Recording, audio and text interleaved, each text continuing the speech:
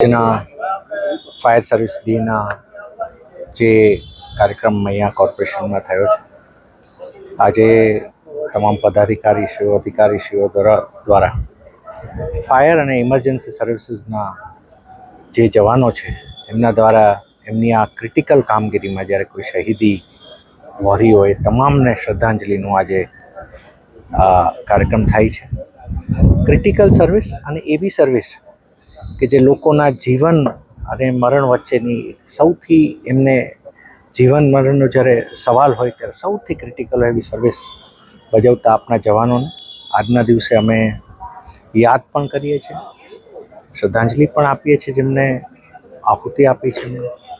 અને આ સમયે અમે એવું કમિટમેન્ટ પણ કરીએ કે નાગરિકોને વધારેમાં વધારે સારી એવી ફાયર અને ઇમરજન્સી સર્વિસ આપી શકાય, જેથી કરીને તમામ નાગરિકો ખૂબ સુરક્ષિત ફીલ કરે. Thank you. 14મી એપ્રિલ ફાયર સર્વિસ ડે તરીકે ઉજવવામાં આવે છે.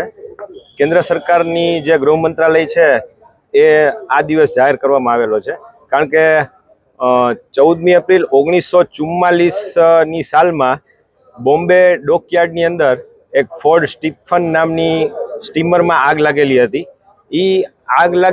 એમાં આગ બુઝાવવાની કામગીરી દરમિયાન ફાયર સર્વિસના 66 જવાનોએ આહુતિ આપી હતી. એ જવાનો શહીદ થયા હતા. એની શ્રદ્ધાંજલિ રૂપે આ દિવસ ખાસ શ્રદ્ધાંજલિ તરીકે સરકારે જાહેર કર્યો છે. એ અનુસંધાને રાજકોટ મહાનગરપાલિકાની ફાયર સર્વિસ દ્વારા આજે blood donation camp Kalawad road fire station પર રાખવામાં આવેલો છે, અને જે શહીદ થયા એ અમર જવાનોને શ્રદ્ધાંજલિ અર્પણ કરવા માટે એક અહીંયા કાર્યક્રમ રાખવામાં આવ્યો છે. અને આ કાર્યક્રમમાં માનનીય તમામ પદાધિકારીઓ, તમામ અધિકારીશ્રીઓ, કમિશનરશ્રી તમામ લોકો હાજર રહ્યા, અને અત્યારે અમે લોકો અમર જવાનોને શ્રદ્ધાંજલિ આપી રહ્યા છીએ.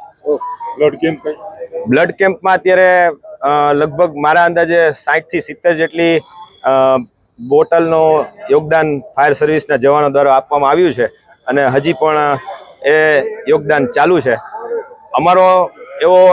આજનો અમારો એવો ટાર્ગેટ છે કે ફાયર બ્રિગેડના જે ઇમરજન્સી જે નંબર છે 101, તો 101 બોટલ થાય, 101 બોટલનું રક્તદાન થાય એવો અમારો ટાર્ગેટ છે. તો અમને આશા છે કે એ ટાર્ગેટ પૂરો થઈ જશે.